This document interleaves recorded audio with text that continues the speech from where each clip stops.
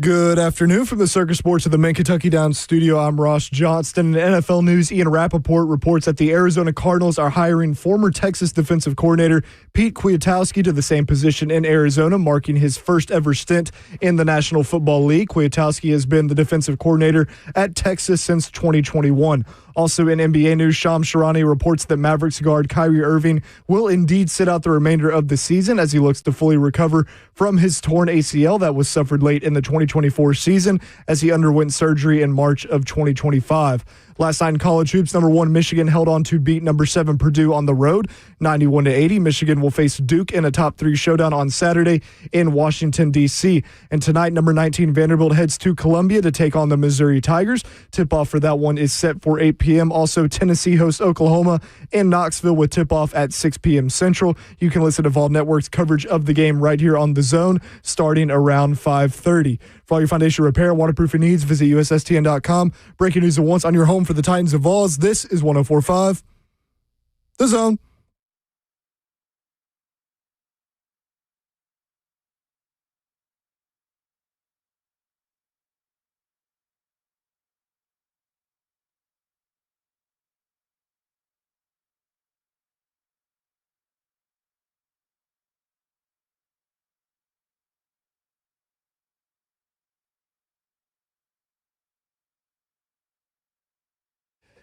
Cover 2 with Blaine Bishop and Zach Lyons here on 104.5 The Zone, powered by All Four Seasons Garage Doors. 615-737-1045 is the number. We had Gus Bradley at the podium, defensive coordinator. We did. Well, we didn't have him on the show, okay. but I'm just, yeah. the royal we. I'm easily confused. We did. I must have missed it. And then Brian Daboll was also at the podium over at St. Thomas Sports Park. The Tennessee Titans carried it, and I listened to it. I did not hear it. So we'll be playing clips as we get that whole press conference cut up. We're getting Gus Bradley cut up right now. We'll talk about what they said. Overall impression, though, I know you didn't listen to it. I did not hear it. Because it wasn't on the radio, so it's hard to be able to listen to it. I tried. You did try. I guess my big takeaway was it sure did seem like you were talking to 2 head coaches. Yeah. And that's just how they carried themselves, how they answered the questions, how they were careful with their words.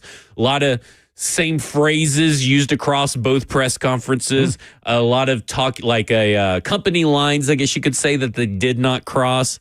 But it was very interesting to hear, it just really felt like, man, here's head coach 1 a couple of weeks ago with Robert Saleh. Here's head coach 2 with Gus Bradley. Here's head coach 3. And that just leads not to a power struggle or anything is what I'm trying to say. What I'm trying to say is this is the experience that you're getting on full display. Yeah, without hearing the press conference, I've been saying, that we can now have multiple head coaches. And as long as they have a relationship, the ego and who's in control and all that will never become a factor. It will be a good thing to have a lot of people to lean on for advice in tough situations and situations maybe some have gone through and some haven't throughout a game. Right. That's why I'm kind of giddy and excited about, this crew of coaches. And we've seen their experience, whether you like their winning record or not. That doesn't define if you're a really good coach. Sometimes you're in circumstances that just you won't, have success or a lot of success. No different than a quarterback. You get a first quarterback, most of the times you're on a bad team. A la Cam Ward, a la Bryce Young, a la whoever you want to go down the road. So it's going to take time. The interesting question is, I would love, did anybody ask about how much time to get on the road to the winning ways in this process of rebuilding this team? Yes, I believe, either Gus Bradley or Brian Daboll did get asked about the leeway that they may have to build a roster. And I don't know if that technically is meaning the same thing that you're trying to convey, but that kind of plays into it. Have you been made aware of how much time you have to build a roster? Right. Because if you win a game, let's say, I don't know who they're going to be playing, but let's say you beat a really good team. Let's say you beat the Seahawks. Let's say the Seahawks was the champion. You come into week 4 and you beat them week 4. Does expectations kind of change all of a sudden?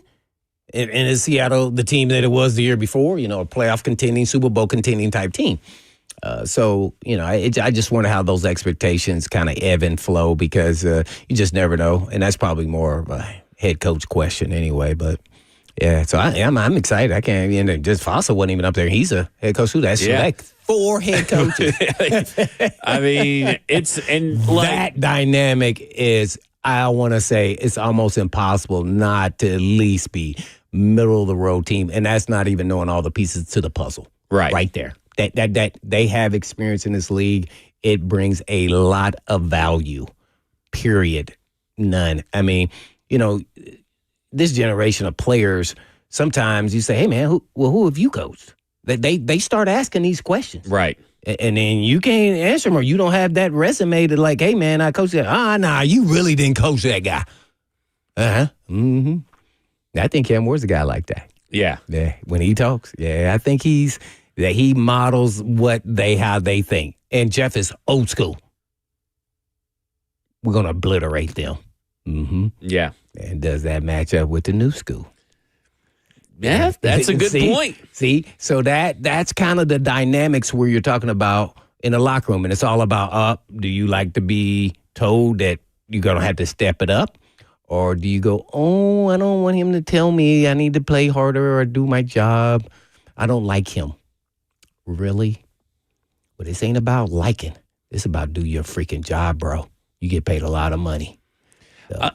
And Gus Bradley was asked a question kind of like, how does he want, it's actually, let me see where I can find it. Number 17, Ross, on the list. Ooh. It's how does he want his players to know him? Because this kind of ties into what you were just talking about. And how this is Gus Bradley on how he wants his players to know him. I think consistency creates credibility. So I think that, someone that will tell the truth, hey, we didn't play well. Well, let's tell the truth. We played well. Let's tell the truth. But they're going to consistently know what they're going to get. I would say by nature, I am a 85 and sunny type guy, every day. I'm excited about the opportunity. So, I mean, there's times when you can flip, and obviously if there's things not working well, but, I think what are the 4 things they did well? Now, what are the 2 things we need to improve on type of person? Hey, let's not miss the good things. Let's make sure that we point those things out because, they'll be repeated. But it's a big part of it is accountability. And we know what this standard looks like. And I think that's what Robert and I have it. We have enough experience together and know what it should look like that if it doesn't look like that, that's the accountability piece. Accountability creates consistency. He's talking about accountability, consistency. Those kinds of things are kind of what the players have been asking for, at least when they were asked at the end of the season, what do you want from the next head coach? They said they want someone that holds us accountable.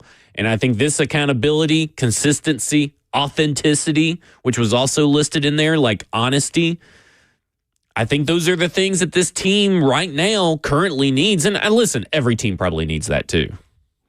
Well, I don't know about the other teams, but what I can say is you don't have success in the National Football League without honesty. Because first and foremost, coaches have to be honest with themselves, and then did they put the players in the positions to be successful? And did they take accountability themselves first and foremost? And then that resonates down to the players when you're talking to them. And to be truth tellers. Sometimes it's going to be good. Sometimes it's going to be bad. But it's not about just that. It's about how you take in the criticism. That people have no idea that, some coaches' styles are different. Some relay messages different. Some teach differently. And I think that part of it is where you can set yourself apart as a coach. And you got to know who you're talking to. And when I say that is, once you start getting down to the individual coaches and how you relay information, you got to understand who's in the room and how they like to be coached. And some like to be yelled at, and that forces them to play well. Yeah. Some don't. Some like to have conversations. And that's up to you as a coach, individual coach, to do that and get to know these guys and how to make them be the best version of themselves. And that's what good coaching is. And so I think these guys all hit all of those buttons, and when they talk and read in between the lines. And there's going to be some days they come in there and they're going to give you some MF type stuff. And that's, you got to take it. We played bad. What are we going to do about it? And guess what you can do as players? That's what I loved about it, is when you play bad, guess what? Only you determine how you play the next game. Yeah. You do. They can talk about you all they want to, and then let's move on to the next thing on Wednesday and forget about it. But guess what? If that doesn't ignite you, then I don't want you on the team. That's how it should be. Well, that's also a part of accountability, right? Yes, The accountability. If you hold yourself accountable, not only does the coaches hold you accountable, but if you got to hold yourself accountable, the coaches can hold you accountable all they want, right? Woe is me. Hey, oh, man, he tried to embarrass. Nah, come on, man. We trying to do something here. Right, because the coaches can be, like I said, they can hold you accountable all they want. How do you respond to that accountability? And do you hold yourself accountable? Yeah. Because when you kind of look at, for me, when you look at this team and you talk about accountability, what that does, it fosters trust, improves performance, and it should drive personal growth. So personal growth is the big thing. To your point, you can only control how you play. We in the media can hold people accountable all we want on the team, right? Mm-hmm. We can hold players accountable, we can hold coaches accountable, but they need to hold themselves accountable for that personal growth. Hold each other accountable for a little bit of teamwork and fostering trust. And it's, to your point, how you deliver the message is going to be different, and how you and because everybody receives messaging differently. You can talk to me in a different way than you can talk to Ross, than you could talk to Kroll, the other Zach back behind there. But you could be saying the same message applies, but it may be different ways of talking and communicating that message for us to receive it. Same to you. So like that to me is where I feel like if you're trying to be one kind of person, one kind of message deliverer, one kind of coach, then you're not doing it correctly, because you have to be adaptable in today's NFL with today's sets of players where personalities are dynamically different from person to person, player to player in today's sports world. Yeah, well, I think it all boils down to, how you receive constructive criticism. Mm-hmm. And I'm talking about the coaches too. Yeah. Can't be all sensitive about something that went wrong or went right. I mean, and players must be the same. And that's all built starting with the head coach and filtering down. So, it's constructive criticism, but yet at the same time, we're all trying to get somewhere. And guess what? No coach is a perfect coach either. And they must admit, hey, man, you know what? Even in front of the team, hey, I could have made this call here, and maybe I put you guys in a tough situation. Maybe that's not a conversation for the media, right? But that is a conversation for the team. That, my friend, is how you build trust. Yeah. Right there. I could have helped you guys out right here. But you guys still did a good job right here, but I could have done a better job right here. Instant trust right there. Yeah. Bang. Because that's what you got to do. When you stand up in front of a room, you can't just be talking at people every time you stand up in front of them. You have to have a conversation, and you have to kind of talk through it with them. Yeah. And explaining the why, right? I mean, like, there's a reason why Mike Silver's book, I always reference The Why is Everything, because the why is everything. I mean, and today, everybody that wants to grow as a person wants to know the why. And once you have something and you know the why and latch onto it, you may be able to understand and execute better your job. And that includes the coaches, right? Mm-hmm. This isn't just players. Like you've said, This is also the coaches. And I think that over time, that kind of got lost here in Tennessee, even dating back to Vrabel. Like, Vrabel was very much a my way or the highway kind of guy. Mm-hmm. Maybe Brian Callahan got it too relaxed. Old when you lose. Right. See, that's where then there's a time to be that way, and then there's a time to have the conversation where you're putting your own. It's no different than fatherhood. It's no different. It's no different. There's a time to, hey, man, hey, I'm serious about this one now. We got to make sure we do better here. If not, man, you may not be playing next week. Right. My job is on the line here. Right. Hey, I'm all for you, but hey, man, we got to play better. Yeah. We Well, gotta I mean, when you have multiple kids, you can't really talk to them all the same and treat them all the same. All different. Because then you're going to get a little bit resentfulness from one or two of them, especially if you have three. No doubt. I mean, I have two dogs. Yeah. I talk to them completely different.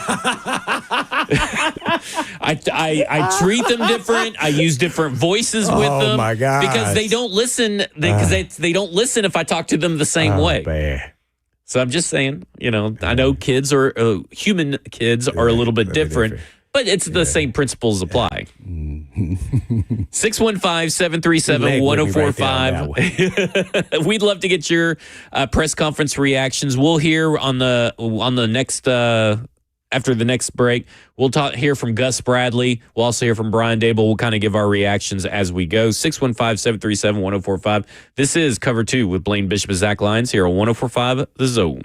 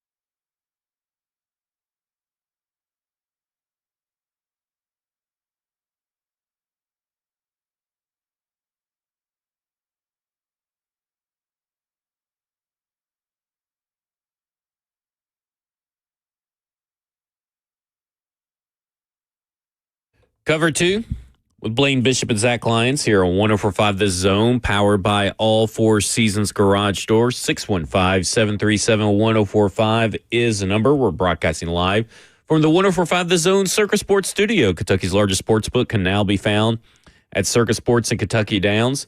And let's go to the phones. We want to hear your reactions. We heard from Gus Bradley earlier today, if you went to the Tennessee Titans YouTube page. And you also heard from Brian Daboll. We'll get your reactions as you go. You'll hear from both of them as throughout the show as well. Let's go to Hank and Laverne. Hank, you're on with Blaine and Zach. What's up, guys? How y'all doing? Doing good. How are you? Hey, good afternoon. Man, fantastic. Man, I guess my biggest questions, or what my concern is, I guess, is if we do, I'm super excited about the coaching staff they're putting together. I think they're putting together a fantastic staff. But if we have somewhat of I don't even think we have to have a great season next year. Obviously, I want us to. But if we have a decent season and we end up losing both of our coordinators, if we're trying to rebuild and everybody is rebuilding based off what those, their, systems and everything, are we going to try to find coordinators throughout somewhere else? Would they try to promote from within? It's kind of, if we're trying to rebuild, it kind of worries me that, if they're gone after a year, it kind of just throws a wrench back in everything. You know what I mean? Yeah, that's a legit worry, Hank. I appreciate the call. I think that's a worry that at least Robert Saleh seems on the surface, from what he said in his opening presser, is very well aware that could happen. Because not only in that opening presser did he talk about developing players, he talked about developing coaches. And so the big issue, though, is with a developing coach or a first-time play caller. Let's just use Luke Stalker, for example, because I know Brian Daboll brought up Luke Stalker today in his press conference, talking about how impressive of a coach he is so far in his coaching tenure, which is very young for Luke Stalker. That let's say that he becomes he's the guy that they're grooming to replace Brian Daboll if he leaves. Well, it could either end up like Art Smith or it could end up like Todd Downing, right? Like, here's the thing, because you don't know what these coaches are going to be like when the light's on them on Sundays in the middle of a game play calling. Because play calling isn't just about the sheets, the plays on the paper. It's about the feel for the game. So we can sit here and say they got a plan for developing these coaches. That doesn't mean that these coaches are going to be good. And that should be a little bit of a concern. And that's always a concern with the defensive head coach, right?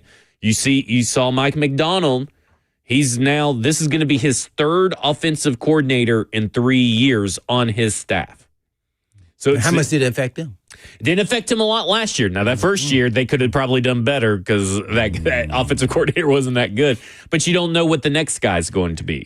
So that's the issue that you have. But that's an issue that a lot of coaches have suffered, whether they're defensive or offensive coaches. If you have a play caller, you never really know, unless you've seen them do it, what they can be. Yeah, to be honest, it's not a real big concern for me. And I say that in that if you're worrying about next year and losing somebody, guess what that means? You had an awesome season. Mm-hmm. So you're always trying to groom coaches. And actually, the first year you're the head coach, you typically don't get all the coaches that you wanted anyway. That's true. There's always a punch list of coaches that you have, let alone if you're grooming from within. So that's not a worry. How about, we're going to go with what we got right now and have success, hopefully. And if you lose some coaches because you had success, that's the nature of the business. Guess what? There was all these head coaches openings. What was it, 10? Yeah. Yeah. Well, guess what? It impacted not just those 10. It impacted all the other 22 or teams or how many left after that, 21 teams after that. So guess what? Because they lost some staff members. Did they have somebody grooming? So we just can't worry because we got a new coach. It also impacts the teams that already have their coaches. So they're changing too. That's the way and the nature of coaching, not just in the NFL, by the way, as we see coaches from college moving up to pro and vice versa, going back and forth. So, if you're going to worry about something about next year, then, man, you'll be a nervous wreck. How about let's worry about winning that first game? And listen, 10 jobs opened up, right? Are you expecting 10 jobs to open up next year? I mean, that's the other thing. I guess let me put my therapy hat on just for real quick. You don't need to worry about what you can't control. And right now, we're not even there. We just hired these guys, and we're already worried about losing them. Because first off, we don't know what. I can't even get my mind there, to be honest. It's just like, it's so far away. Let's have some success first. Enjoy it, and guess what? Hopefully, the coach will be planning and have somebody in mind, whether it's on the staff, elevate, or someone from another staff. Because what if, let's say that next year only 4 jobs come open, and what if none of those 4 jobs want your offensive coordinator or your defensive coordinator or any of your staff members, any of your staff members? So then you worried for nothing, and the worrying now about this particular situation, the hay's in the barn, in my opinion. Like, there ain't nothing you can control at this point. And so... And you want those guys to have opportunities to elevate and move up. How did you think you got your shot as the head coach? Worrying about the future means that you're not enjoying the now. And right now, you should enjoy that you have so much experience at the coordinator position that this may be a good thing for your team, right? Like, enjoy that you have arguably... one of your most proven offensive coordinators that you've ever had, and you got a defensive coordinator that I know he doesn't call plays, but the loads of experience and success he has had managing defenses is proven. And he chose the Tennessee Titans because of his relationship with Robert Saleh over play calling opportunities. So I'm not. Unless he gets a head coaching job, which I haven't heard of Gus Bradley being interviewed in a very long time for head coaching, I wouldn't worry about it right now. Enjoy the moment. Yeah. Enjoy the moment is what I would say. Don't put the cart before the horse, man. Let's keep it going. And we have some success. Okay, well, he had planned this in the back. And that's on the coach. As a fan and wanting them to have success, man, I'm definitely not worried about that. Yeah. Be honest, hey. And guess who's going to have to worry about it? More so than not, if a change is made, whether good or bad. The people who were impacted, the actual quarterback or the defensive middle linebacker, whoever impacts or how you utilize certain players. So, that means you had success. Hey, listen, if they're scoring, 28 points per game, which is about 11 or more, we'll get more. Or more. But I mean, that's 11 points more per game than you have scored the last 3 or 4 seasons. Is it? Yeah. I don't know if they've been into the 20s since maybe Art Smith. They may have been in it Todd Downing's first season as offensive coordinator, but I don't know if they've been in the 20s since. But I mean, I'd be worried about that. Like, hey man, can we at least get over 20? Yeah, I'm gonna do that first. We're taking baby steps. Every time that we would talk about the over under, for these Titans games, you'd be like, but what makes you think they can score more than 17? Because they've never shown it. Oh, man. And now you may have the opportunity to at least get into the 20s. And if you're in the 20s consistently, not only is that a good thing for your quarterback, for your team, it's a good thing for you as a fan base to actually have an enjoyable, exciting product on the field. I'm going to ask you a tough question. I believe you would know the answer. I'm going to ask you a numbers question. I know, crap. What was the average of scoring points, or if there is a stat, that equated to wins? What did you have to average in this league to have, maybe let's say 8 or more wins in a season? Ooh, that is a good point. Or whatever I would say the dynamic would be the most of the top 10 offenses, if I recall correctly, most of the top 10 offenses that also typically lead to winning records averaged around 24 or more. 24 or more? Yes, that's the goal, 24. I'll check, see what it looked like in 2025, see what the winning records and all that were. But listen, I'll take anything for this team to be competent on offense. I mean, help me out here. This team just needs competency, consistency, and the best way to get there is explosive plays. Right? You not only explosive plays through the air, but explosive plays on the ground. You got to gain chunk yardage and all that kind of stuff. And listen, Brian Daboll's been known to do that. But we haven't ever seen this collection of talent, these players, do that consistently. So now, not only does he have to devise a way to do it consistently, these players actually have to go out there and actually do it. They have to catch the ball. They have to run between their tackles. They have to be able to pass it accurately and all that kind of stuff. So I'll be very interested to see where they land on scoring offense, but I mean, I'd be very hard pressed to think that it's not going to get better. Because if it's not going to get better, you don't have to worry about Brian Daboll leaving for a head coaching job because he didn't do a good job here. So, like, again, going back to Hank's original question and our point of not worrying about it, it's a good thing if he gets poached. Mm-hmm. Because if he's not getting poached or not getting at least head coaching interviews, that means he probably did a bad job for you that year. Not just Brian Daboll, but also Gus Bradley or any of these coaches. Let's make sure that these guys actually go out there and perform like their reputation suggests before we actually worry about if they're going to be here next year. I do want to hear. They just got here. I know. They just got here. And we're already worried about losing the coaches them. Plan on the secondary plans here. Yeah. I mean, like, that's kind of where I'm at. Like, he just got here. Okay, let's hear from Gus Bradley because he was asked the question that you asked me at the top of the show, which for those that may have missed it was, like, were they given any indication or about how quick they're allowed to turn this around? I don't know if that was the exact phrasing of yours. Mm-hmm. He was asked that, Gus Bradley, by Nick Suss. He kind of brushed it off, said that's a Robert Saleh question. Instead, Nick Suss quickly, good job by him, he did a little pivot right there. He asked then, okay, what is the best thing you can do to help a franchise get turned around? Here's what Gus Bradley had to say. I mean, I think probably the head coach, I can just speak for when I was the head coach. I think that you want your assistant coaches to have the mindset, don't worry about that. Just make sure your players get better.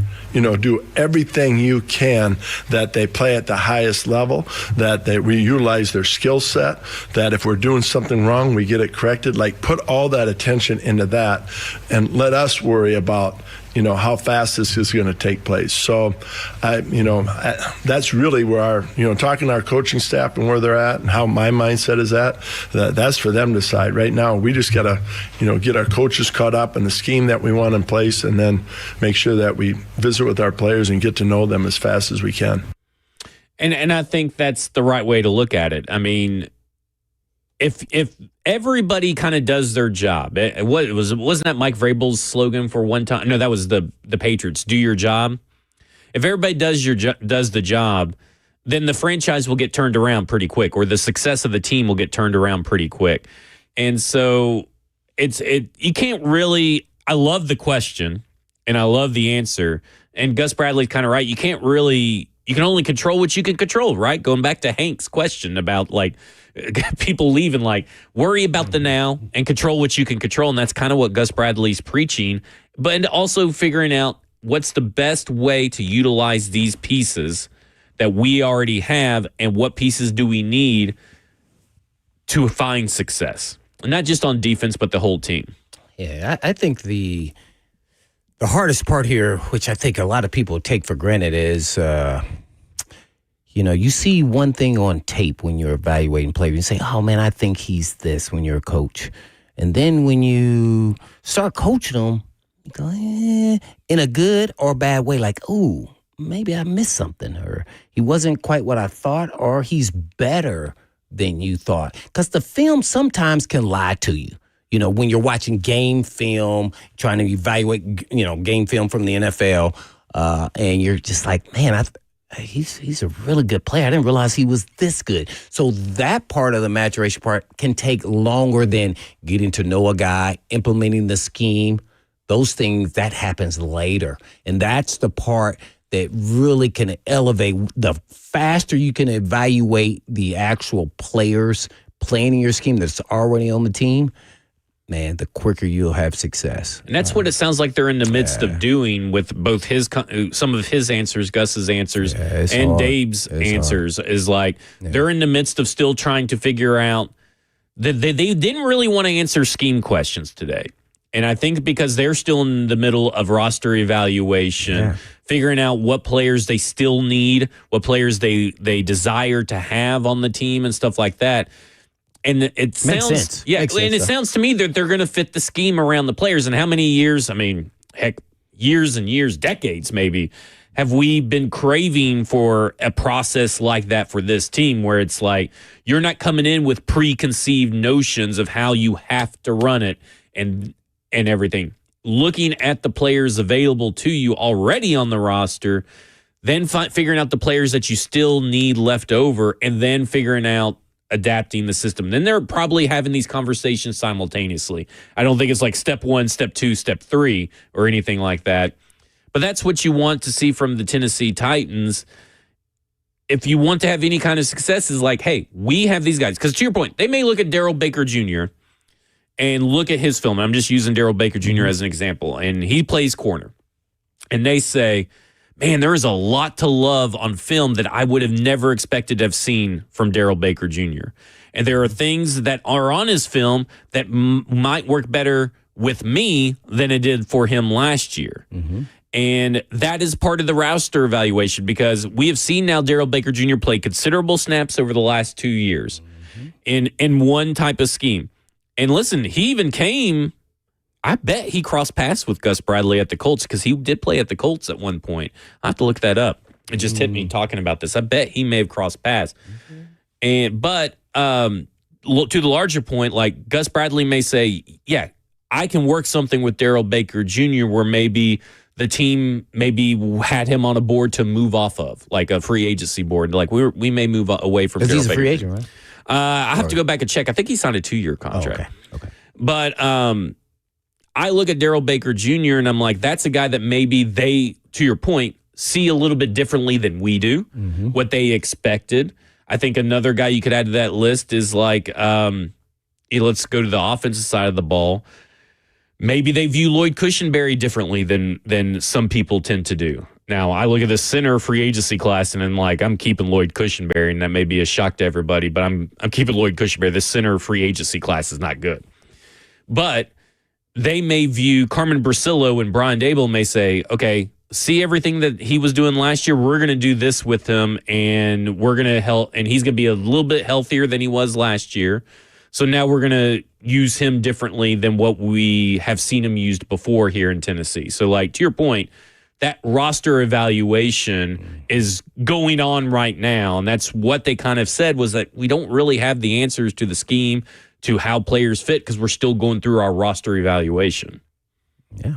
Man, yeah, that's, I mean, pretty much it. And sometimes you don't really know all the way until maybe you start getting on the field. And I'm talking about, like, it's some mini camps and you start seeing guys move around. And you go, oh, man, dang, man, he moves a lot smoother than the film tells me. Maybe he was playing with an injury and we didn't know. And, those things kind of, you kind of figure out as you go along. And so, yeah, man, my mom, Baker, man, I hope, he's an insurance policy, man. He's probably a lot better than I thought because a guy with not deep in speed, but he has length. So he uses that length, to his advantage at the line, and he shadows well. And, you just don't want to get him out there in foot races over 40 yards a lot. And he understands who he is. So, you may say, hey, man, maybe we bridge him to a third or fourth round corner, and eventually we go lean into the third or fourth round guy. But if he's not ready, we can definitely go along with Baker as a starter, just understanding what he provides to the team. He did cross paths with Gus Bradley in 2022 and 2023 before coming here in 2024. He was a backup, though? He was a backup. He was a rotational player. I think he ended up starting in 2023, kind of like how he did here, due to injury. But when he got here, I thought he was he exceeded expectations. Yeah. We're talking about a guy that was an undrafted free agent that signed with the Arizona Cardinals in 2022, didn't see his first defensive snap in the regular season until 2023. How much did he play with the Colts with the injuries? 469 total snaps. So he started taking over due to injuries week 9 and played week 9 all the way through. As a starter. Man, and they didn't re-sign him. Nope. I believe they ended up just cutting him. And that was Gus Bradley's last year that they cut him. So maybe he doesn't think Daryl Baker Jr. And again, I was just using him as a random example, but that's just one guy that they may view differently. Same over there with Lloyd Cushenberry. I would say and that stuff like he probably liked him. I mean, you Yeah. started 9 games. Sometimes you're forced to, but guess Right. what? There was nobody else that you had better. Yeah. So, Well, they had a bunch of failed cornerbacks that they drafted, right? They drafted that same year Darius Rush out of South Carolina, Juju Brents or Julius Brents, whatever he's going by now, out of Kansas State, who were both guys I really liked at the Senior Bowl that just didn't really turn out to do anything. And so they had to rely on Darrell Baker Jr. So to your point, maybe they do. So like walking in the building, you think Baker was standing there? Like, hey, guess what's going on, man? maybe you never know. Yeah. You never know. I knew we'd cross paths again. Yeah. When we come back, let's talk about Gus Bradley. He was asked about being the defensive coordinator with Saleh calling plays. Let's talk about that. This is Cover 2 with Blaine Bishop and Zach Lyons here on 104.5 The Zone.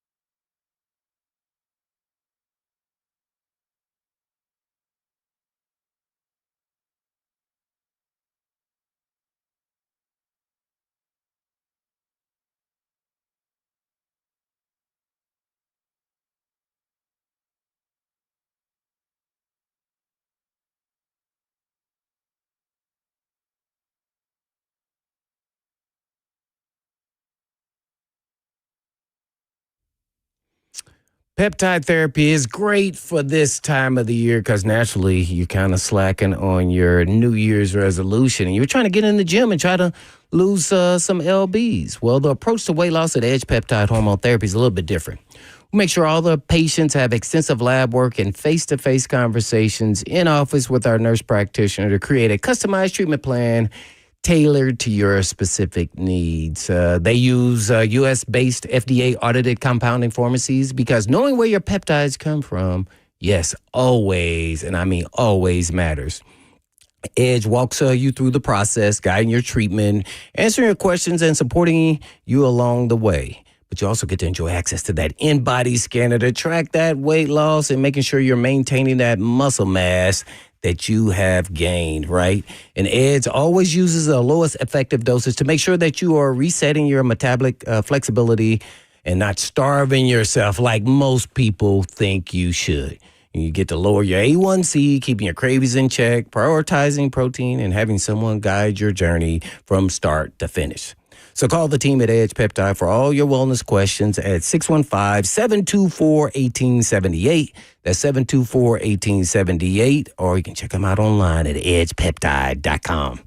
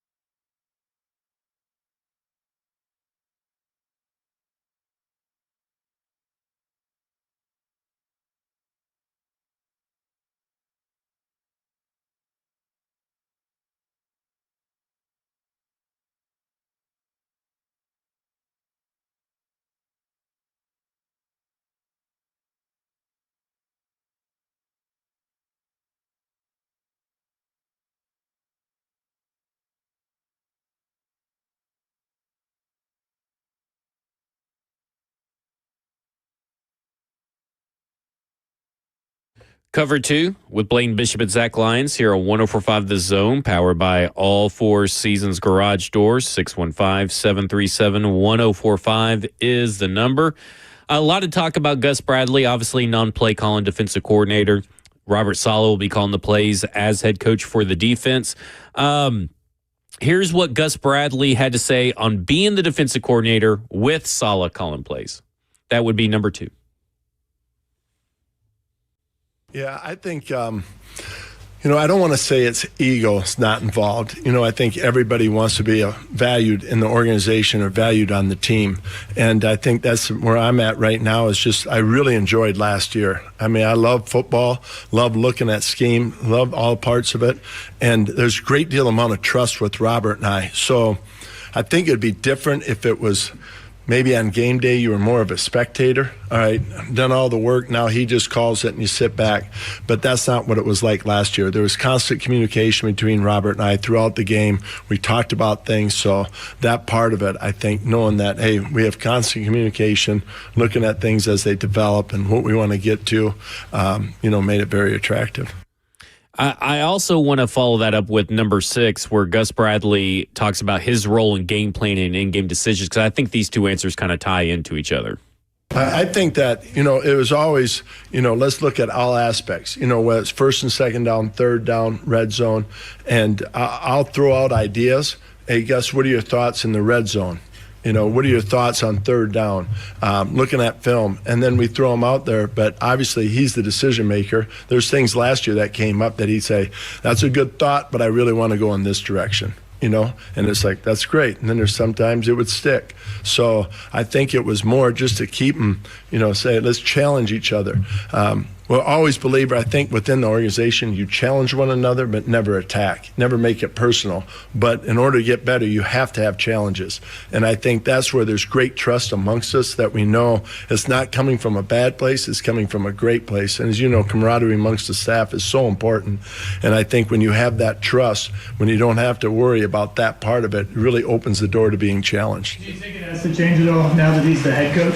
Do you have to take a little bit more of no, I mean, he had a lot on his plate last year, visiting with Kyle, because Kyle and him were really close. So, I think that'll evolve, whatever that role looks like or continues to grow to be, as far as the input and things like that. But I'm really at a good stage as far as that. I think it's just a part of, our job is to serve the head coach, serve this team, serve, the organization, and go about it that way. And I think during my career, that's what I seem to operate best, when I have that kind of a mindset.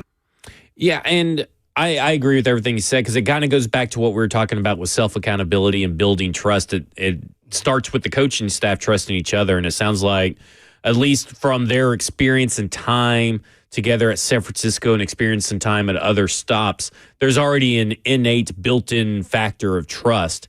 And that's why I just never really got concerned with the whole Gus Bradley, is he going to want to be defensive play caller and blah, blah, blah when he gets here and all that kind of stuff, because he's kind of already been in that role with Robert Saleh in their last stop at San Francisco. Yeah, that's. I remember when that was a big discussion even before he took the job, is that, it depends on the relationship you actually have with Saleh. If you want to be the play caller, or are you comfortable enough in your own skin that you are still, valued amongst, your team that you're on with, someone else making those calls. So I think, he's a very secure coach, and I think they have unbelievable relationship, because he says it's dialogue. Nobody's sitting there, is what he's really saying, getting their feelings hurt because, he didn't go the way I wanted to, and then he went his way, whether it worked or not. Then we're still having dialogue about it, because we all are on the same page and we all want to win. And I'm here to serve the head coach. And so the head coach doesn't get ruffled around the feathers, or even when you're the DC and, he's not going in the direction you want to go. We're all trying to get to the same spot. And if he sees something differently, I got to trust in him. It's his call.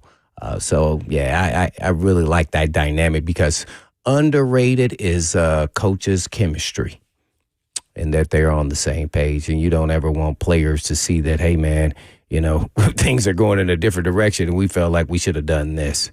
That's tough. Well, and that's also why a lot of these staffs that get built are built with guys that you've worked with before and and you can trust. And it's the guys that you kind of have to worry about that you don't feel like you can trust sometimes that, those are the guys you got to worry about. But on this particular staff, it doesn't seem, at least on the defense side of the ball, that's trending that way. These are guys that he has worked with before, guys that he's trusts, guys that he's brought with him at various stops or worked with at various stops. So, again, I think that trust and putting that, he even said right off the rip, it's not an ego thing. It's just about trust. You got to realize that not every play, not every idea is going to be used by the boss, just like at your job, wherever you may be. Yeah, no doubt about it. And also, he could be that, he's at a point in his career that, maybe he doesn't want that little bit of stress. He loves having input, but yet, hey, it's your call. Hey, he's been in the league long enough. He may want that plausible deniability. Yeah, exactly. I told him to run this play, especially here at the Titans, where anybody could get fired at any moment. You could just say, "Oh, it wasn't me. No, I do love the trust that we got and everything with this staff. When we come back, we're going to talk to Gerardo from Texas. We're going to get into a little bit of Andre Sweat talk and then switch gears to the offense. But first, it's a winning Wednesday on 104.5 The Zone with Athletes Unlimited Pro Basketball as it comes to Nashville. Municipal Auditorium for Season 5 now through March 1st.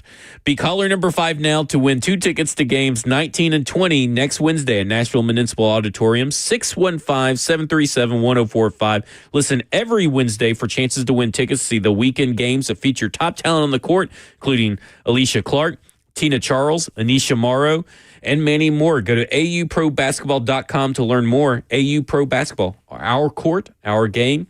This is Cover 2 with Blaine Bishop and Zach Lyons here on 104.5 The Zone.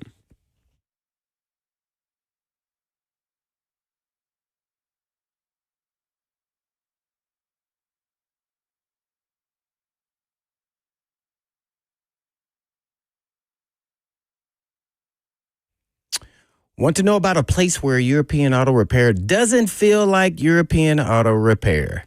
Hey, it's Blaine Bishop to tell you that the moment you walk into Eurofix, you'll notice Eurofix is not your typical greasy garage. The waiting rooms are pristine. They're clean, comfortable, inviting, and also you can work while you wait for your vehicle. Service areas are just spotless. Why? Because Eurofix cares about everything, from how you are treated to how your vehicle is treated. And every repair comes with a rock-solid 3-year, 36,000-mile nationwide warranty on all the repairs Eurofix performs and at below dealer pricing. You don't have to put up with dealer pricing and get ghosted when you're waiting for your vehicle and that call back. You're waiting and you never get the call. Well, Eurofix fixes everything European, plus a rental car is available with every appointment. Locations in naturally Nashville, Franklin, Belmead, Murfreesboro, and Mount Juliet, and more to come. And all you have to do is just give them a call at 844-EUROFIX. That's right, 844-EUROFIX, or you can visit them online at myEurofix.com. That's myEurofix.com.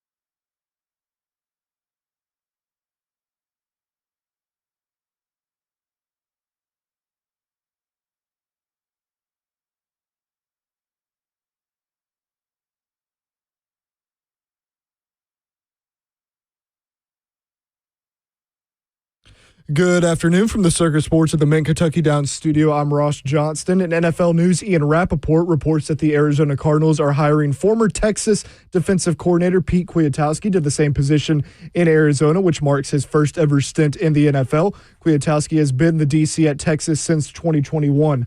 Also in NBA news, Shams Charania reports that Mavericks guard Kyrie Irving will indeed sit out the remainder of the season as he looks to fully recover from his torn ACL that was suffered late in the 2024 season, and he underwent surgery in March of 2025. Last night in college hoops, number 1 Michigan held on to beat number 7 Purdue on the road 91-80. Michigan will face Duke in a top 3 showdown on Saturday in Washington, D.C. Tonight, number 19 Vanderbilt heads to Columbia to take on the Missouri Tigers. Tip-off for that one is set for 8 p.m. Also, Tennessee hosts Oklahoma in Knoxville with tip-off at 6 p.m. Central, and you can listen to Vol Network's coverage of that game right here on The Zone starting around 5:30. For all your foundation repair, waterproofing needs, visit USSTN.com. Breaking news and once on your home for the Titans of Vols. This is 104.5 The Zone.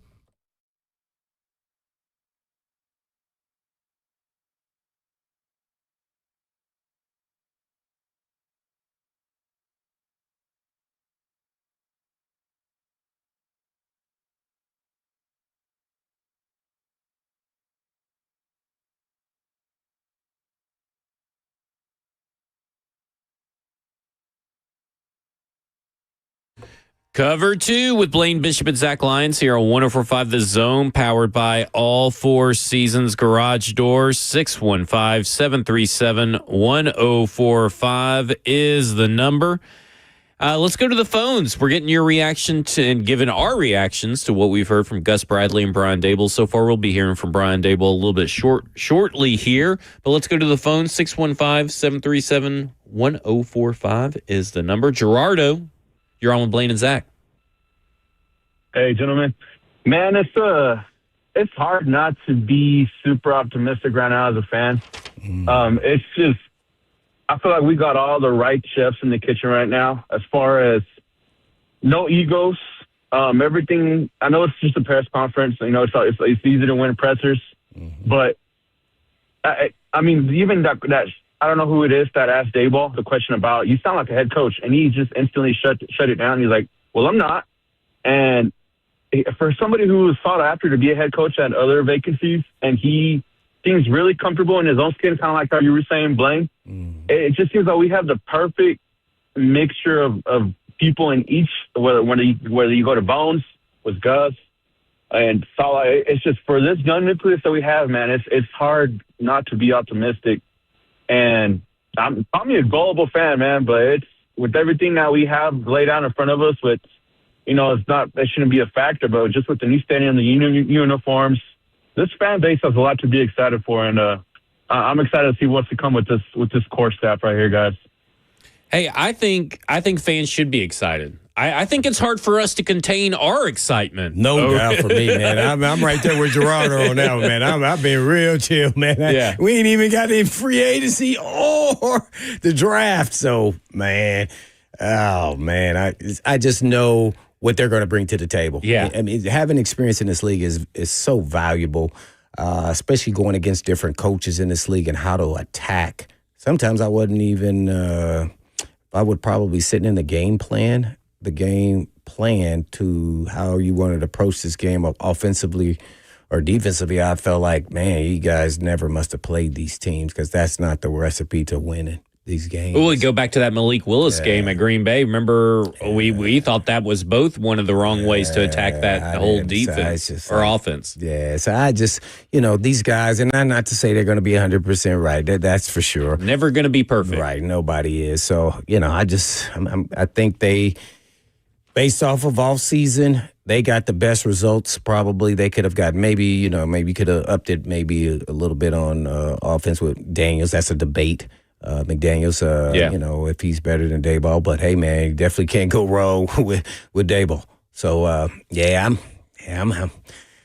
just trying to sit back and let the process take care of itself. Yeah, and then see what they look like come preseason, then naturally when first kickoff for the regular season. Because the fan in me is like, I'm like, man, I want to I'm so happy that we may have actually competent football being played on Sunday. Maybe it's more of that. So I'm like, oh my, let's go. Yeah. Let's go. Let's get this party started quickly, man. Let's get this combine and draft free agency. Yeah, I'm like stoked for the combine, stoked for the draft talk, stoked for free agency. Because I'm so stoked to see the team that these guys that we definitely respect. Yeah, I respect all these. And respect their football knowledge, respect their player development, because they are proven player developers.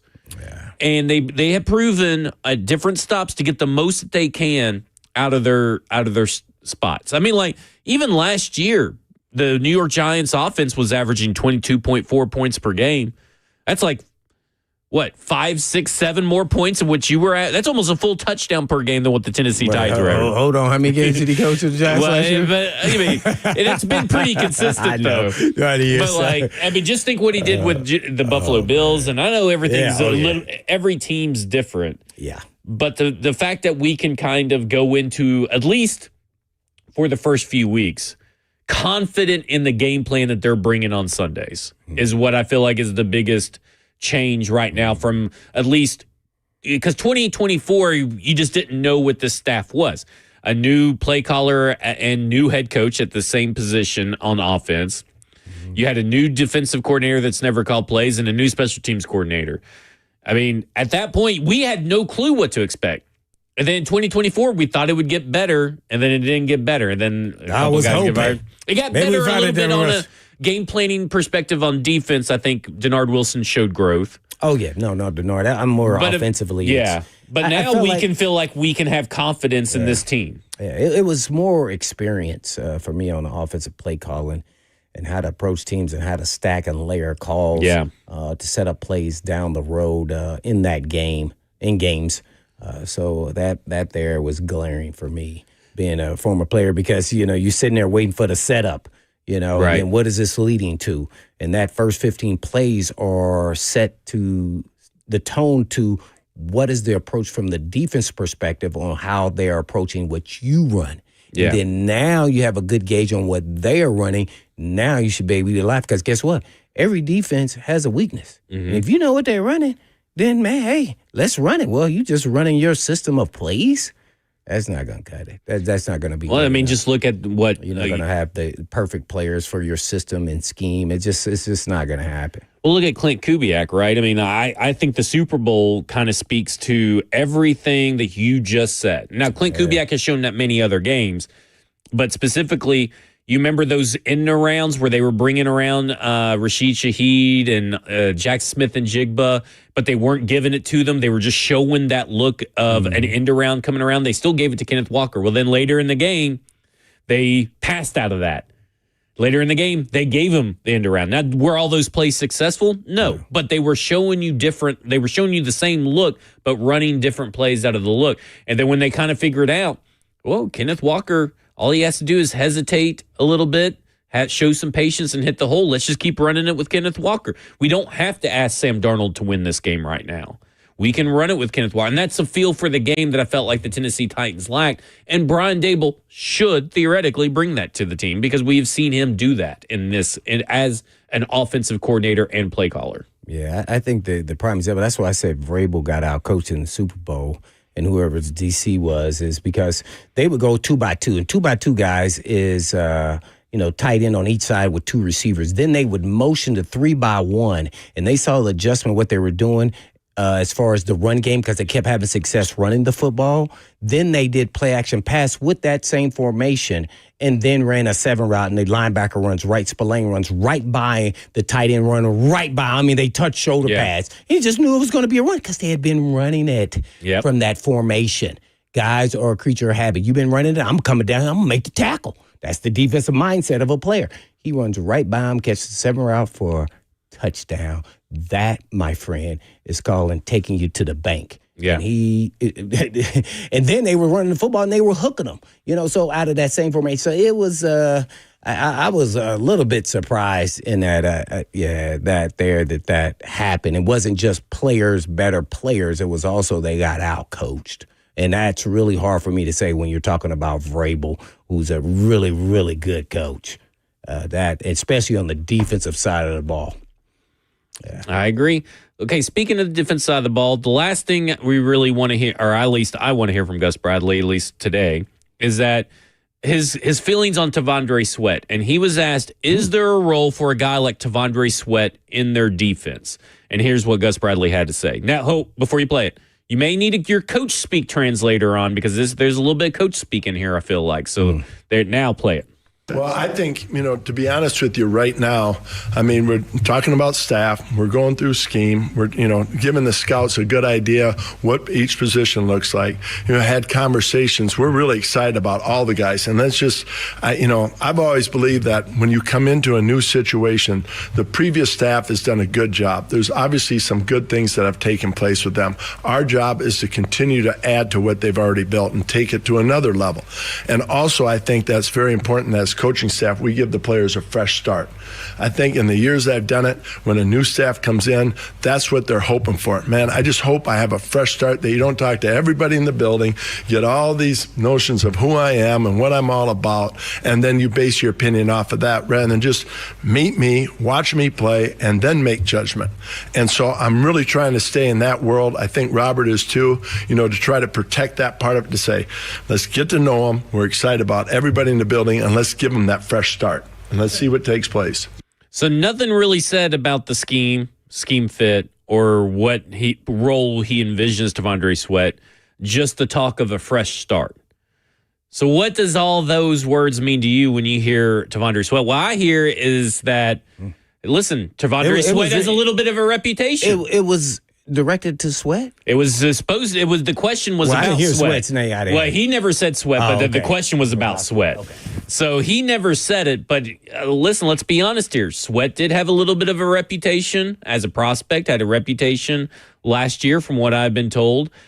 And he is, trying to take his offseason seriously. Now, I don't know if what he is saying about the fresh start is just a Sweat thing, but it does sound like, hey, there may be preconceived notions from other people about Tavondre Sweat, but we're going to get to know about every player ourselves. We don't listen to preconceived notions. We're going to see how you play, how you approach the offseason, how you approach practice, and how you approach this team. Well, I'm going to say this. I think he's talking about everybody, to be honest, and I think that's the right approach. But when in regard to Sweat, first and foremost, he got injured at the beginning of the season. I can't remember what the injury was. What was the injury?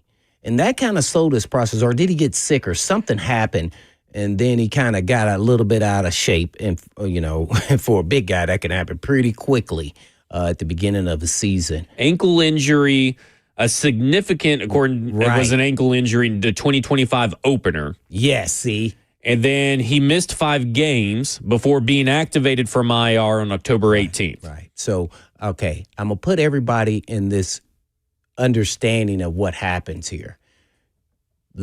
Last year, he did not show what the reputation was about him. Mm-hmm. So then why is the reputation, just because it skipped a year, is it come back to that?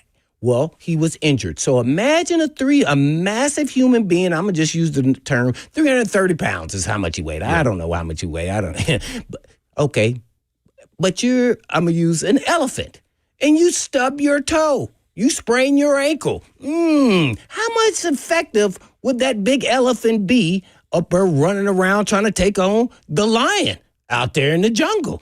Well, Big Sweat's like a big guy. You hurt your ankle, that's your wheelhouse. Right. It's hard to come back from it. He missed 5 games, and you got to know, how can you stay in shape if you are hurt with a lower body injury? When you're a big guy, all you can do is go, guess what? In the swimming pool. Yeah. Because you don't want to put any weight on your ankle. You're not out there running on the field. You're not running on a treadmill. Right. You're not doing any of those things. So you are going to be out of football shape. I don't care what, let alone a skill guy, but let's say a big guy. All righty. So now you get healthy enough where you can run and then participate in practice, and you're trying to get up to speed, which you will never do. You are already behind the 8 ball. Right. Now we're at week 8, and you've been playing, but you're spot playing. You're trying to play your way into shape. Get alone, your ankle's still not 100%. You're probably about 85. Yeah. Once the season started, everybody's banged up. But if you're talking about ankle, how about this, Blaine? You go out there and cover JSN on 80% ankle. How about you do that? Well, Sweat, how about you play 80% in the trenches where they firing off, banging you in the shoulder pad? J.C. Latham and his hip injury. Right, the same thing. So he never got up to speed. I'm not making excuses. I don't even know. I'm just giving you the picture and window of what can happen when those things happen. So I don't know if that's why I say he looked healthy like he did the year before, about the last 4 or 5 games. Like he was playing up to what we thought we would see on a consistent basis. So I'm kind of going to give him somewhat of a pass. I don't know Sweat, and I think he's a determined guy. He's a competitive person. I remember the video of him training at Texas when he said, I'm going to show everybody when he came out. Everybody was trying to say he was lazy and this and that. And he showed to me that he was there. Now, once some guys, and if you haven't been injured a lot, some guys really don't handle injuries well. Yeah. I mean, let's give it that. Like, or can play with injuries well. Like it's a dynamic that it's a fine line. So I feel like everybody should get a free start and pass. Yeah. And let's see what we work with. Now, if things continue down a road that the coach doesn't like, hey, then we may have to start rotating you. But he seems to be already starting off on the right foot, according to Big Jeff. Like Big Jeff said, but we're not talking about where he's going. We're talking about where he's been. Like that's the whole point. That he's, to me, unfairly judged. That's agree. How I feel about that. And I would also say this in response to the question not being answered, because a lot of people have already, your anti-Sweat group, I would say out there. Before he was even drafted, but as soon as we got him. They're all, once you hate a player, I guess you are always going to hate a player. You're never going to be open to the idea that they may turn out to be better than what you think. You're always looking for that confirmation bias, I guess. But those people have turned that comment by Gus Bradley into Tavondre Sweat's days are numbered. And I would take you if I knew which. I don't understand why. How did they do that? I don't know. I listened to that. Not what he just said. I listened to that, and I don't hear anything about negativity about Tavondre Sweat. I hear general conversations about what he's gonna, how he approaches roster evaluation. That is essentially what the question turned into. It's not. He didn't answer Easton's question. What he talked about was overall how they're going to approach player evaluation. Yeah, we're going to get everybody getting a fair shot. And if you listen to the entire press conference, what did he say? You hear bits and pieces from Gus Bradley where he says, we adapt. We fit our scheme to the players. We're going to have, like, he says, sometimes you have a defensive end that's going to play on the outside on the first 2 downs, and then that same guy is going to go on the inside in obvious passing situations. I mean, that's what he said off the rip, and someone asked him about physical profiles that he's looking for. And they don't really commit to physical profiles. What they're committing to is good players and making the system work with the good players they got. And if you listen to that, that to me says more about the usage of these players, not just Sweat, but every player, is that if you're a good player, they're going to find a role for you. Right. I mean, that's all. That's what coaches are supposed to do. Now, if he doesn't play up to his ability or potential, then somebody else will be out there. Yeah. I'm sorry. That's just the way it goes. But I got to give him a fair, clean shade. I can't go based off what people are thinking or saying until I see it for myself. Because if you're going off film, you're going to say that's a good player. Yeah. If you're going off hearsay, I ain't big on their hearsay. But if you're going off hearsay, you're not going to think he's a good player. But the film does not lie. The tape don't lie. That's why I love ball. because the film don't lie. You turn on that tape and you go, man, there ain't too many big dudes like this that can do what he can do.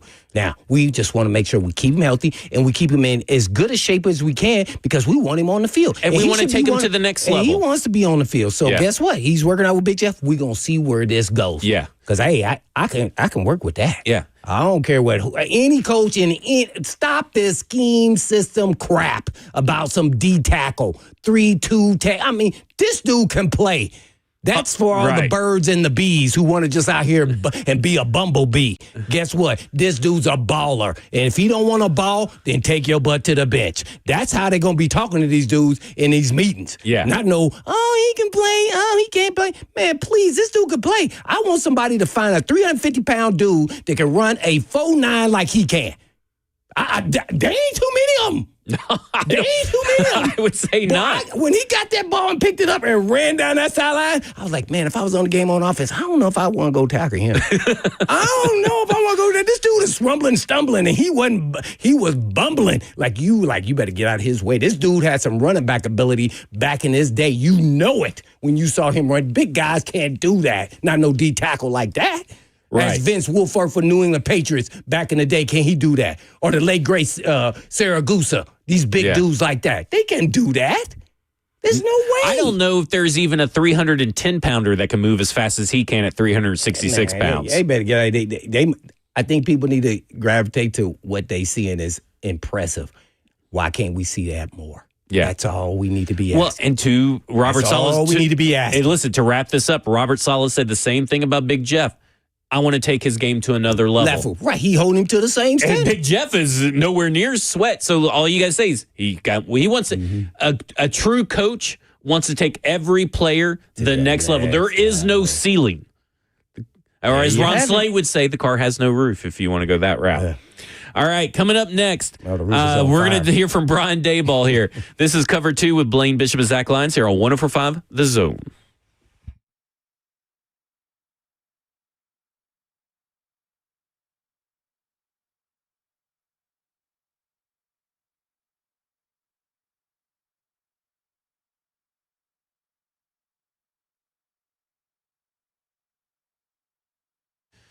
Hey, it's Zach Lyons. If you wear glasses, you already know the struggle. I'm constantly looking for them, waking up blind without them, knocking them off the nightstand. Don't even get me started on vacations. Swimming?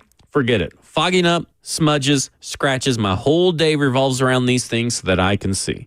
And the truth is, I've been dealing with blurry vision for years. Glasses help, but they're also a hassle. And lately, I've been seriously thinking there has to be a better way. That's when I started to hear from colleagues here at Cumulus who had vision correction done by Dr. Horn at Vision for Life, and every single one of them said the same thing. They wish they'd done it sooner. So I did my homework, read the reviews, and decided it was time. I'm going to have my vision corrected by Dr. Horn next Thursday, and I'll walk you guys through the experience step by step, before, during, and after. If you're tired of dealing with glasses, contacts, or blurry vision, don't keep putting it off. Call Vision for Life at 615-436-2020 or visit visionforlife.com to schedule your consultation. I'll keep you posted, and trust me, I'm excited to finally see clearly.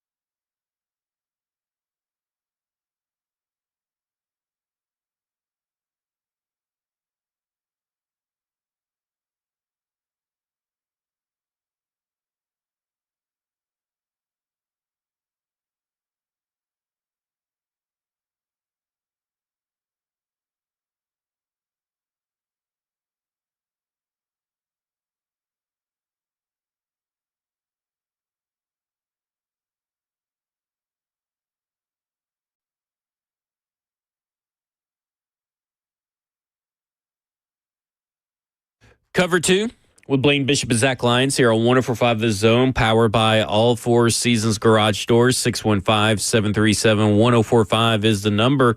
Let's go to Dalton before we hear from Brian Daboll. Dalton, you're on with Blaine and Zach. Hey, It's Hey, Dalton guys, how y'all Connect. doing Dalton today? Connect. Dalton Connect. Hey guys, how y'all doing today? Doing good. Oh, okay. Good. Hey, Blaine, I got a personal question for you, man. Getting too my personal, man. I'll be asking no curiosity- personal questions out here, man. All right. What's your social? My curiosity is, in your opinion, in your time playing, who is the 3 scariest, meanest, bad mofos to ever play on the football field, and who is also the 3 strongest weight warriors, in your opinion? Wait, where? What did he say? Weight Warriors. Like who's because you know I don't know. Wait, well, I Yeah. know Lorenzo Neal, Bruce Matthews was probably the strongest on our team. As far as Batman, Be careful here. yeah, all the dudes is bad, man. You know, I always make sure I stay out of the way. These linemen. I used to, say, "Hey, man, how your knee doing? I see you got that big old brace on there." And I'm thinking, boy, I sure do not want to run into this dude right here. Good Lord Almighty, it would hurt. And I was like, "Hey, man, just make sure you take care of those knees." See, you didn't have that brace on last game. That's all I be doing. So all them linemen, I don't want to be running no linemen where I'm not in space and I'm in a vacuum and I gotta run into them. I just used to dive at their knees. I ain't trying to go at nobody. But like, come on, man, you 6'5", 320, man. What are you talking about? Can't even do that anymore. Yeah, well, I would be. hey, you'd be getting I'm like, penalized my and you're getting job shipped off was to the not to make Jets. this play. My job was to, make sure it stays inside Yeah. and that the linebacker, whoever's coming down that alley, make the play. That was my play to make. Sometimes I try to, maneuver, but hey, man, all these guys were fascinating athletes, and even today, man, he's even better athletes, man. It's just phenomenal just to watch. Yeah. All right, we talked a lot about Gus Bradley in the defense. Let's talk about Brian Daboll and what he had to say at the podium. He's kind of a funny guy. He's pretty funny, yeah. He was very polite. He asked Terry McCormick, how are you doing? And Terry McCormick just launched into his question. He goes, "You're not going to ask me how I'm doing?"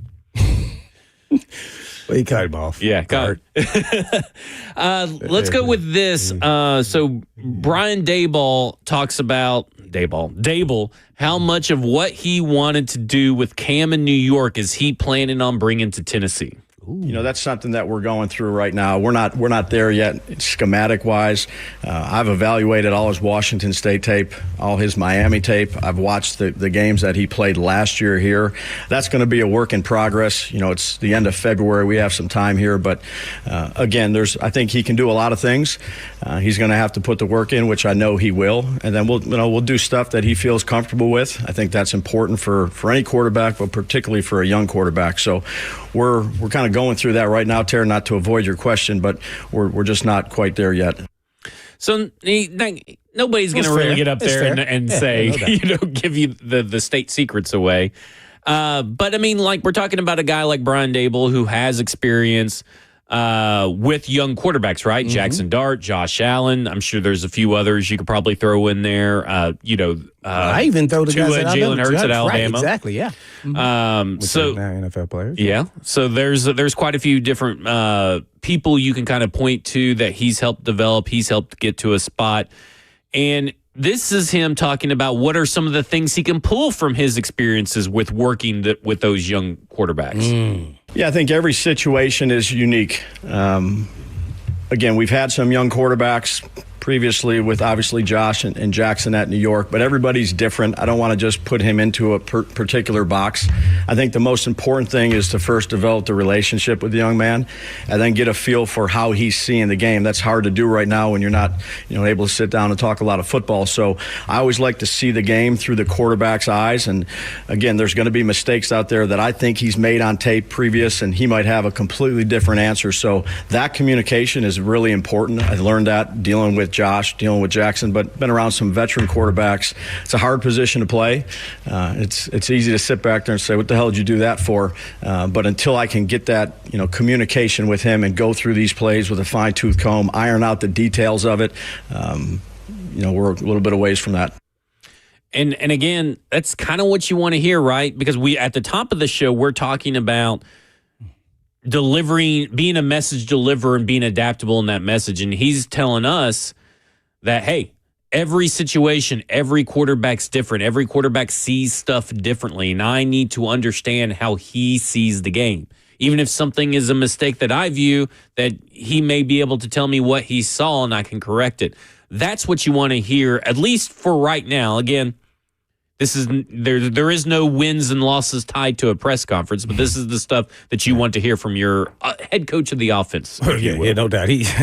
Those are all the things you want to hear. When he says, I want to hear him tell me what he sees in the game and why he made that decision.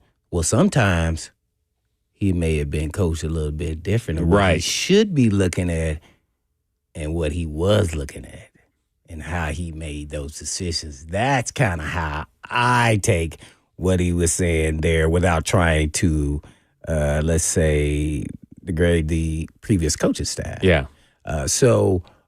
Because in his system and scheme, he understands that you probably wouldn't be looking at that. And that's why he may say, well, this is what they told me, and this is what I was supposed to do. And he goes, we ain't doing that. The same play may have different set of progressions. Right, as far as where he starts and ends. And it could be different decisions made there, or they may have been coaching him correctly, and he still made the bad decision. He wants to know, well, why did you make that decision?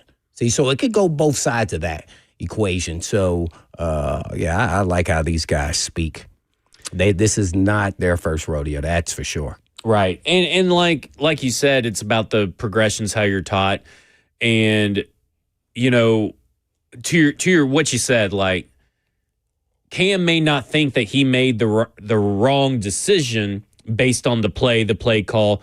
And we don't know how he read the defense in some of these plays, right? Right. So that's another layer to this. You got to teach him how to read, and because it may look like a bland coverage. And I believe this is somewhere that Brian Daboll said is like, you may look like a bland coverage, but it's really not. Mm-hmm. Like it's really more what you're seeing on defense is way more complicated post snap than it has been in the last 10 years of the NFL. Mm-hmm. So you got to still teach Cam Ward how to do that, right? Well, to a certain extent. We don't know how much he learned and how much he's going to learn. Sometimes it's not his fault. Like in essence, you say, when you're talking to the new coach, that's what I'm talking about now, it's maybe not his fault in that he says, well, this is what they showed us in film, and then they did the total opposite.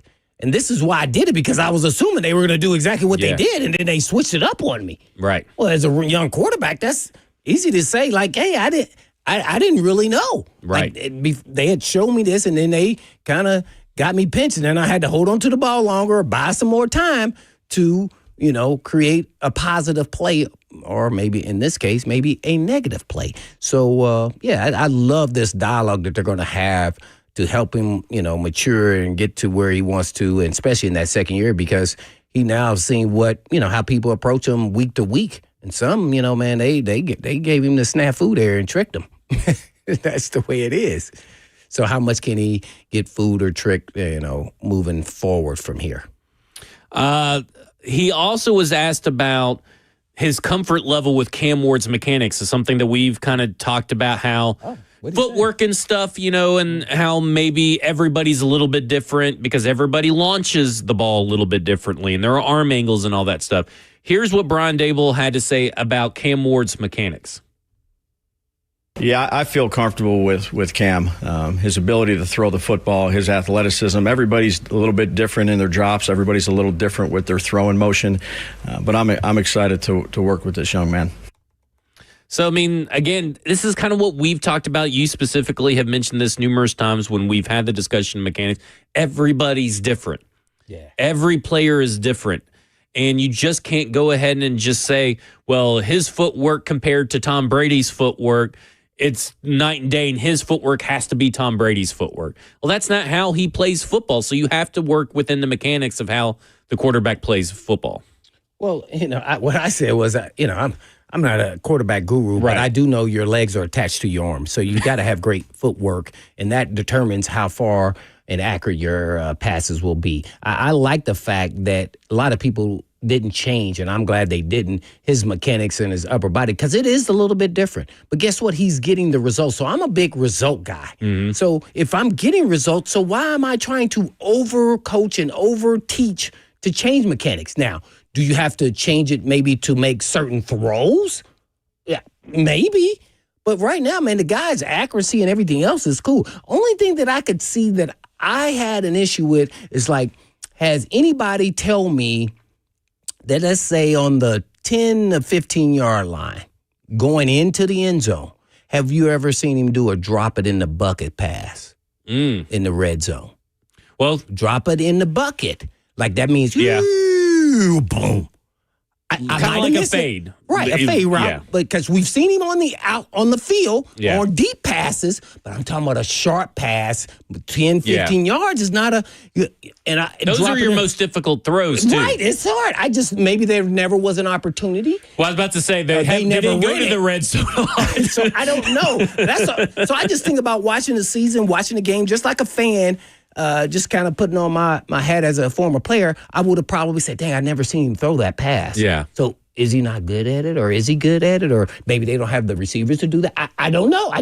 That's kind of something. He might have done it one time. I might have missed it. Yeah, because we've seen him do it like, the pass to Chigakonkwo, I don't know who they play, but like where he drops it in the bucket 50 yards. Right. But to your point, That's different when the field is condensed. Yes, it's much harder and much difficult. Yeah. And the way he throws, you just say, Because there isn't sometimes a lot of loft to those intermediate throws. Arc is a great way to put it. Yeah, and that's why I call it, boom. It's to drop in the bucket. And the reason why they call it dropping in the bucket, because here's what quarterbacks would do. You don't need anybody on the field. They put a bucket there, and then they throw the ball into the bucket. That's called drop it in the bucket. Old school watching. Guess what? I was just watching the guys do it. I'm like, dang, man, that's so accurate. I could never do that. But how can I stop that?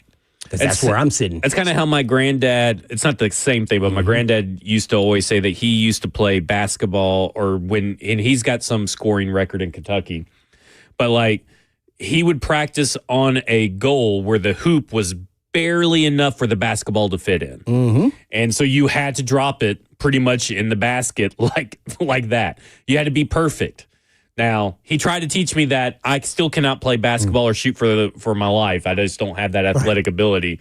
But I mean, to your point, that's kind of what that is like accuracy in those short to intermediate throws, free throw accuracy, if you will. But some people are saying the pass to Chig against the Texans. I don't know the pass. We're not talking about 50 yards. So it was a 10 to 15 yard pass to the we're zone. Talking also in the red zone. Right, in the red zone. So, like, you guys got to understand, I don't know. Listen to what we're saying. I don't know. Maybe it was in the red zone. I said I may have missed it, but I don't know if those plays were in the red zone. Right. Because we're talking specifically at the 10 to 15 yards to go into the red zone. To score a touchdown. Those are the ones. Because the ones I can remember, those touchdowns, I mean, it's like a crossing route. Yeah, that's not the same. And then there's the one where like Van Jefferson is running with him and he throws it to like right to Van Jefferson right in front of him. Yeah, that's not the same. We're talking like fade routes to the corner of the end zone that you have to layer over a defender, arc it over a defender. Outside. And he's done it out in the field. Yeah, done it on the field a long ways, but hasn't done it at that point. All right, when we come back, we'll continue talking about our press conference reactions. We'll hear from Brian Daboll some more. This is Cover 2 with Blaine Bishop and Zach Lyons here on 104.5 The Zone.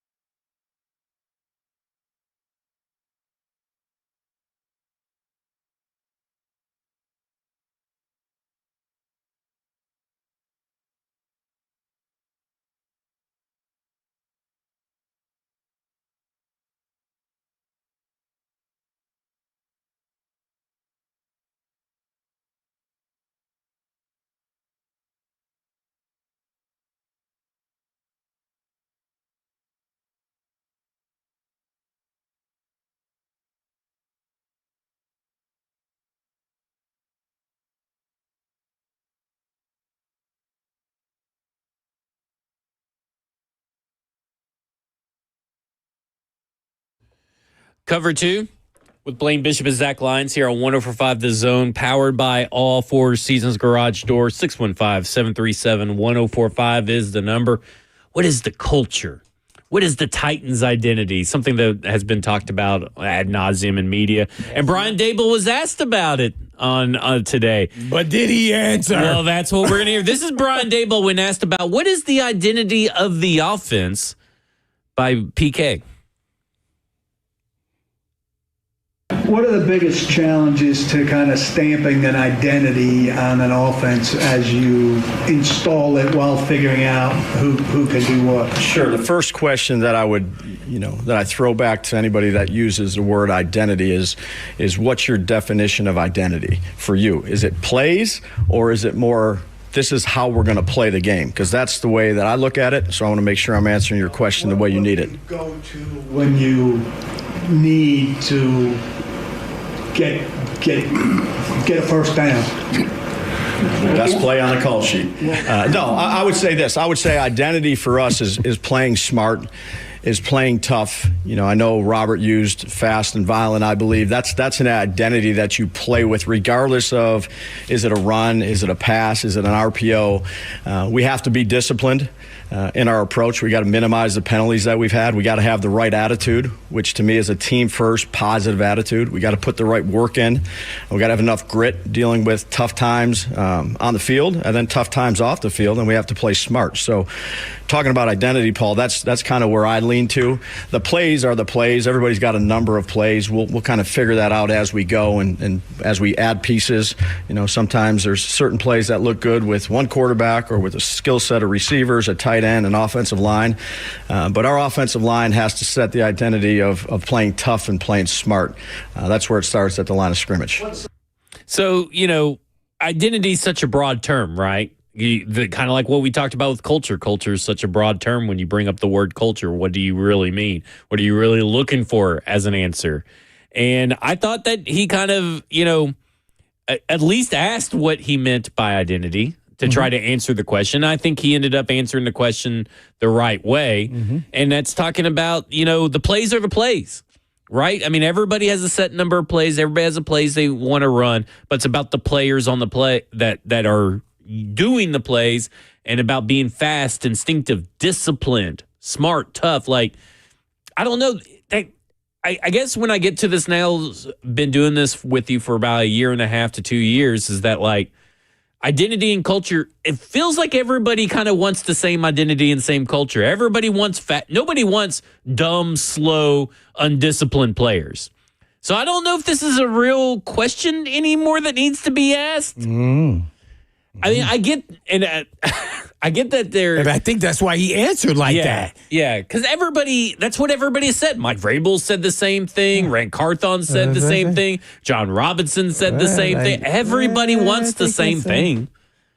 Yeah, I think, he ended with, you said tough, smart, but he also ended, it starts up front with offensive line. See? So regardless if you're going to be a physical smash mouth, run the football, it really starts in the trenches. The NFL will never change. It always starts there on both sides of the football. And there's time or two there you may still win or lose games because they play well or bad. And that's probably because of turnovers and things of that nature that would skew the result. But it always starts in the trenches, man. Yeah. Well, and I think you saw that with these two teams that were in the Super Bowl, right? Even really the Final Four, all four of those teams built through the trenches. Yeah. And the Chicago Bears, the first thing that Ben Johnson did as an offensive play calling, a modern offensive play calling genius, was make sure that, hey, we need guys up the middle. They spent and paid for 2 big guard acquisitions. And then over there at Carolina, when Dave Canales got there, what did the Panthers do in their free agency when paid for 2 big guards? So they're telling you, everybody's kind of telling you. So was he a genius, or was it that the players helped him with his play call? Right.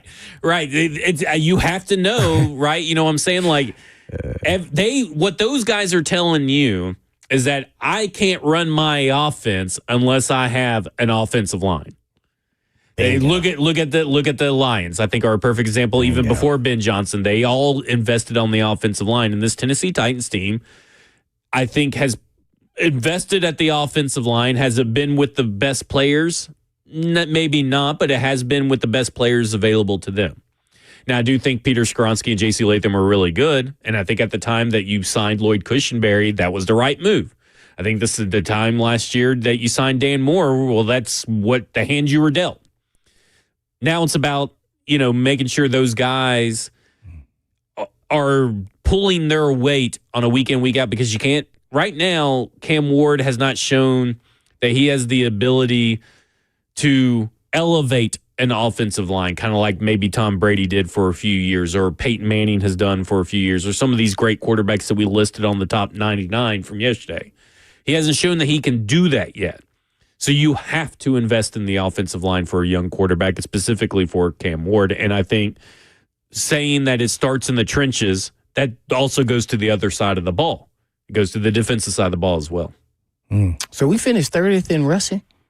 Is that true? 30th in rushing? Is that true? That's what somebody says here on the chat. I mean, probably. I didn't know it was that bad. I just I guess because I'm thinking about how it ended the season, the last 5 games. After, the Cleveland game was substantial. So he said 30th in rushing attempts. Okay. So they did not run the ball overall in the whole entire season. Overall the whole entire season.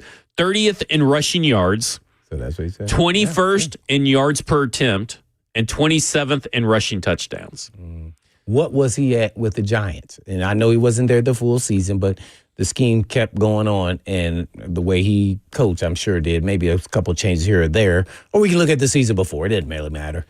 Well, I'll say how much did they run? What percentage did they run the football? 2025, they were number 2 in rushing attempts, number 5 in rushing yards, number 4 in rushing touchdowns, and they averaged 4.3 yards per attempt, which was 18th. So he ran the ball. Share my love. I don't know. Yeah, I'm just saying. Not out of the question. I don't know, that may be a tip. Oh, I'm just saying. I'm just now putting that together. He was able to find, I believe, Tyrone Tracy in like the 3rd or 4th round, who was his main running back, but Cam Scattaboo was also 4th or 5th round, and he was a big part of that rushing offense before he went down to injury. So maybe it's just all day 3, but Jeremiah Love sure is special. All right, that will do it for us. This is Cover 2 with Blaine Bishop and Zach Lyons here on 104.5 The Zone. 3HL's up next. And in the meantime, and in between time, peace, love, and happiness.